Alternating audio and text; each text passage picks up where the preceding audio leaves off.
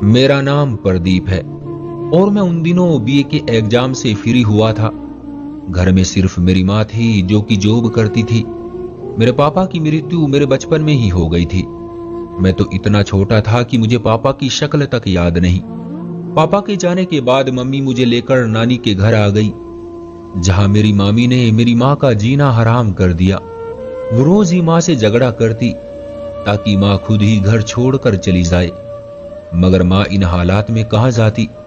घर तो हमारा अपना था, मगर एक अकेली औरत कैसे एक मर्द के बगैर रह सकती है। यही सोचकर माँ मामी के जुल्म बर्दाश्त करती रही। मगर एक दिन मेरे कजन ने मेरे सर पर बल्ला मारकर मुझे जख्मी कर दिया। मामा जी फौरन मुझे हॉस्पिटल ले गए। मेरे सर पर 3-4 टांके लगे।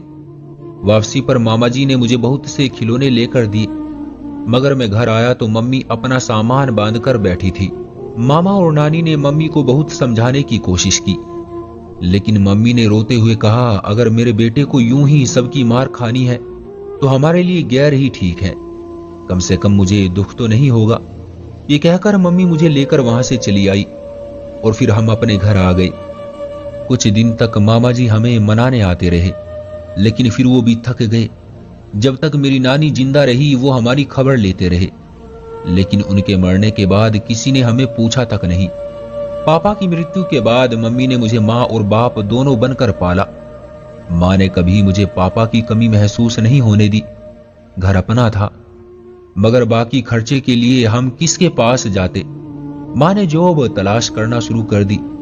मम्मी मैट्रिक पास थी। जॉब ढूंढने में बहुत मुश्किल आई। माँ चाहती थी कि मैं अपने पिता की तरह पढ़ लिख कर बड़ा अफसर बनूं, लेकिन उसके लिए जरूरी था कि मैं किसी अच्छे स्कूल में पढ़ूं, और अच्छे स्कूल की फीस बहुत ज्यादा थी। लेकिन माँ ने हिम्मत नहीं हारी। एक दिन मैंने माँ से कहा कि आप मेरा एडमिशन किसी भी स्कूल में करवा दो, अच्छा स्कूल इतना जरूरी तो नहीं है। लेकिन माँ ने मुझे गले से लगा लिया और कहा, अगर मुझे खुद को बेचकर भी तुम्हें पढ़ाना पड़े तो मैं जरा सा भी नहीं हिचकिचाऊंगी। अगले दिन माँ घर वापस आई तो रो पड़ी। मैंने पूछा, माँ आज भी आपको नौकरी नहीं मिली क्या? मैंने माँ का रोता हुआ चेहरा अपने हाथों में ले लिया। माँ ने अपने आंसू पोंछकर कहा, नहीं मेरी जान, ये तो खुशी के आंसू हैं। आज मुझे बहुत अच्छी जॉब मिल गई है। ये कहकर माँ फिर से रोने लगी और मैं ये सोचने लगा कि ये मेरी माँ को क्या हो गया है। फिर इसके बाद मैंने माँ को कभी रोते हुए नहीं देखा। मम्मी ने पहली सैलरी मिलते ही मेरा एडमिशन इस शहर के सबसे अच्छे स्कूल में करा दिया। हमारी परेशानी आहिस्ता आहिस्ता खत्म होने लगी। एक वो समय था जब हम लोगों से मांगते थे, और एक समय ये था कि लोग हमसे मांगने आते थे। माँ की सैलरी बहुत ज्यादा थी। मैं सुबह स्कूल चला जाता और माँ अपनी जॉब पर। मैं छुट्टी होने के बाद ट्यूशन पढ़ने चला जाता। वहां से मैं खुद ही घर आ जाता और तब तक माँ भी घर आ जाती थी। अक्सर माँ के हाथ में मजेदार खाने होते। अब जिंदगी ज्यादा मजेदार हो गई थी। मैं स्कूल से निकलकर कॉलेज चला गया और अब भी मेरी वही रूटीन थी। मैं कॉलेज से निकलते ही दोस्तों के पास चला जाता। मेरे कई दोस्त इस उम्र में कमा रहे थे, मगर मैं ये दिन मौज मस्ती में गुजार रहा था। भला मुझे क्या जरूरत थी कमाने की? मम्मी अब जॉब कर रही थी। मुझे जितने पैसों की जरूरत होती मैं उनसे मांग लेता। उनका पर्स हर समय नोटों से भरा रहता। किचन के अक्सर डब्बों से नोट ही निकलते जो माँ को भी याद नहीं थे, और वो अक्सर मेरी जेब में चले जाते थे। माँ की अब भी वही रूटीन थी। जब मेरे कॉलेज के एग्जाम खत्म हुए तो मैं घर में रहकर बोर होने लगा। तब मुझे फिल्में देखने का शौक चढ़ गया। मैंने नई पुरानी सारी फिल्में देख ली। मेरा एक कॉलेज का दोस्त था, इसके घर के हालात खराब हुए तो उसने एक मोबाइल की दुकान खोल ली। मैं 1-2 बार उसकी दुकान पर गया। वो मुझे देखकर खुश हो गया और कहने लगा, यार तेरे मजे हैं। मेरा बाप जिंदा है लेकिन फिर भी मुझे कमाना पड़ रहा है, लेकिन तेरा बाप मर चुका है और तू ऐश कर रहा है। वो मुझे रश्क से देखने लगा। मुझे अपना आप बहुत अच्छा लगने लगा। मैंने दिल में माँ का धन्यवाद किया कि माँ ने मुझे इन टेंशन से दूर किया हुआ है। मैं सोचता था ऐसी माँ ऊपर वाला सबको दे, मगर मुझे नहीं पता था कि कुछ दिन बाद मैं अपनी माँ से इतनी नफरत करने लगूंगा। मैं कुछ दिन बाद फिर से अपने दोस्त की दुकान पर था। मैंने उससे नई फिल्मों की लिस्ट मांगी और उसने एक लंबी सी लिस्ट मेरे सामने रख दी। मेरा दोस्त जो इस समय मोबाइल में वीडियो देख रहा था कहने लगा, यार कैसा जमाना आ गया है, ये आंटियां भी आजकल कोठे पर जाने लगी हैं, पूरे कोठे पर छापा लग गया है, देख न्यूज आ रही है। मैं ये सुनकर हंस दिया।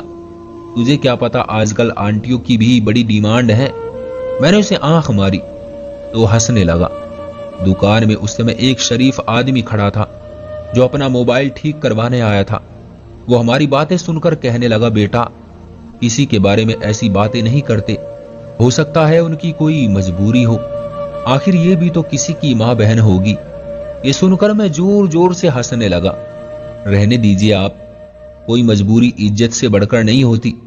इस आंटी को खुद ही शौक होगा अपने हुस्न के जलवे दिखाने का।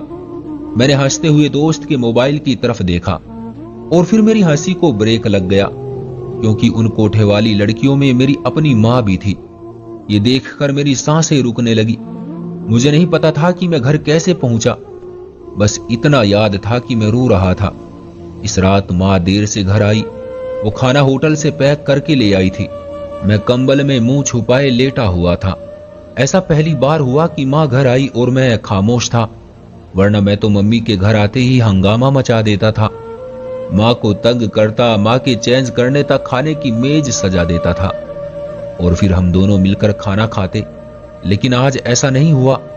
मम्मी मुझे चुप देखकर परेशान हो गई और मेरे पास आकर मेरा माथा चेक किया। अरे ये क्या बेटा, तुम्हें तो बहुत बुखार है। माँ मेरी हालत देखकर तड़प उठी। चलो पहले डॉक्टर के पास चलते हैं। माँ ने मुझे प्यार करना चाहा। मैंने हाथ के इशारे से मना कर दिया। मुझे आपकी हराम कमाई से कुछ नहीं लेना, मैंने चीख कर कहा और कंबल में वापस मुंह छुपा लिया।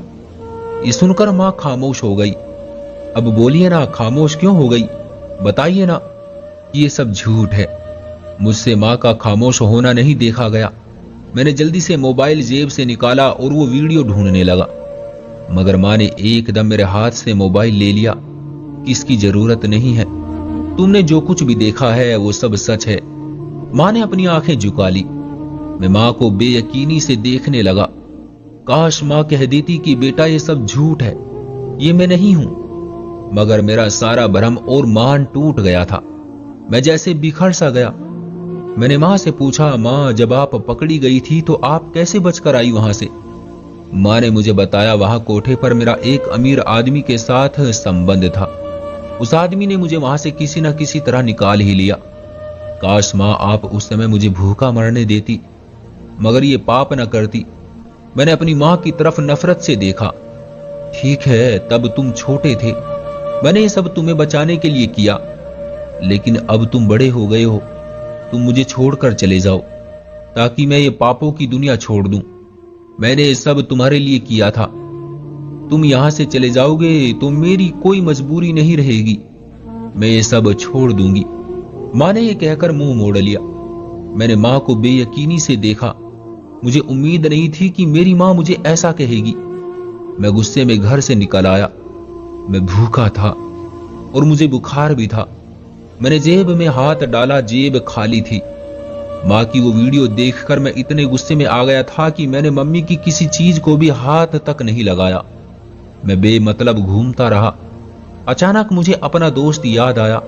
मैं उसकी दुकान पर गया। मैंने उसे कुछ नहीं बताया, बस इतना कहा कि मुझे कुछ पैसे दे दो, मैं तुम्हें कल लौटा दूंगा।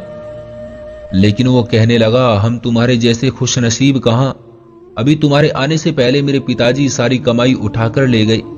वो ये कहकर हंसने लगा और मैं उसकी दुकान से बाहर निकल आया। मैं उससे ये तक नहीं कह सका कि मैं भी अब उसकी तरह बदकिस्मत हो गया हूं। मैं गलियों में फिरता रहा। मुझसे अब भूख बर्दाश्त नहीं हो रही थी। मेरा बुखार बढ़ने लगा, मुझे चक्कर आने लगे और मैं वहीं पर गिर पड़ा। मैं जल्दी से उठा। मेरे कपड़े सारे मिट्टी से खराब हो चुके थे। मुझे याद आया, ये पैंट शर्ट माँ ने मुझे अपने पैसों से बर्थडे पर गिफ्ट किए थे। फिर मेरी नजर कलाई पर बंधी घड़ी पर पड़ी। ये भी माँ ने खरीद कर दी थी। मैं रोने लगा। मैं सर से पैर तक माँ का कर्जदार था और मैंने इन 20 सालों में मम्मी को क्या दिया था? कुछ भी तो नहीं, सिर्फ वो आखिरी शब्द दिए जिन्होंने मम्मी का दिल चीर दिया होगा।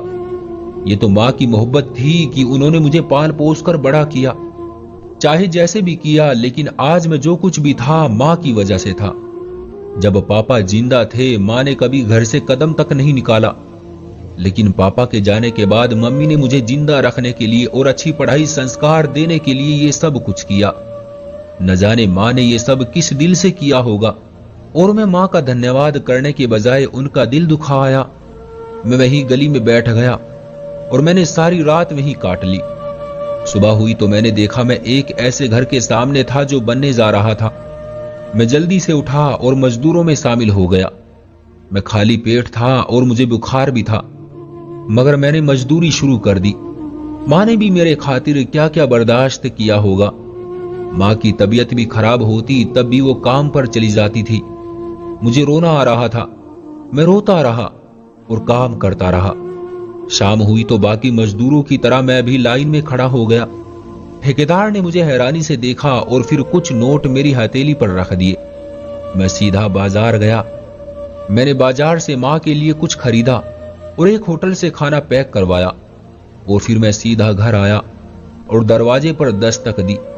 माँ ने दरवाजा इतनी जल्दी खोला जैसे दीवार के पास ही खड़ी हो। माँ ने मेरी हालत देखी तो मुझे सीने से लगा लिया। मैंने गुस्से में तुम्हें घर से निकाल दिया था, मुझे माफ कर देना मेरे बेटे। मैं भी रोने लगा। अंदर आकर मैंने मुंह हाथ धोया और शोपर में से एक चादर निकालकर माँ के वजूद को उसमें छुपा दिया। माँ, ये आपके बेटे की पहली कमाई से है, अब आपको वो काम करने की जरूरत नहीं है। मैंने पहली बार रोब से कहा, एक जवान बेटे के लहजे में जो माओ को बहुत मजबूत बना देता है। माँ ने मेरी दी हुई चादर से खुद को ढांप लिया और मेरे छाले वाले हाथों को चूम लिया।